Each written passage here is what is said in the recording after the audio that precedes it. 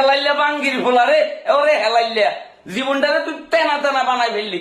বাসি কিনছিলাম ম্যাচ শেষে উৎসব করবো, উল্টাই বাসি এখন মানে কি বলতাম তলদেশ দিয়ে কি চলে গেছে। হেলাইলা পুরো জীবনটারে খাই দিছে রে কাকা। মানে এমন ডিপ্রেশনে পালাইছে, না পাইতেছি ঘুমাইতে, না পাইতেছি জাগি থাকতে।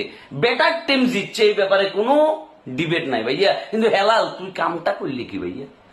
দুইটা গোল তুই নিজেই দিছিলি, অথচ এই বাঙ্গির ফোলারা প্রেস কনফারেন্সে এত নরম নরম কথা বলছে, এত বিনয়ী সাইচ্ছে, এত ভালোবাসা দেখাইছে, আর আমরা দিন শেষে পাইলাম না। খাই দিল রে হেলাইল্লা রে, ও হেলাইল্লা রে, ও হেলাইল্লা খাই দিলি রে ভাইয়া। স্বপ্ন এটা শেষ করে দিলি।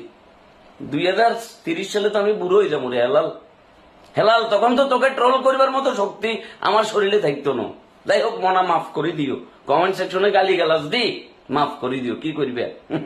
আজকে আমরা গেছি, কালকে তুমিও যাইতে পারো। হ্যাঁ, উপহাস করিও না বন্ধু, পৃথিবীটা গোল, আবার দেখা হবে।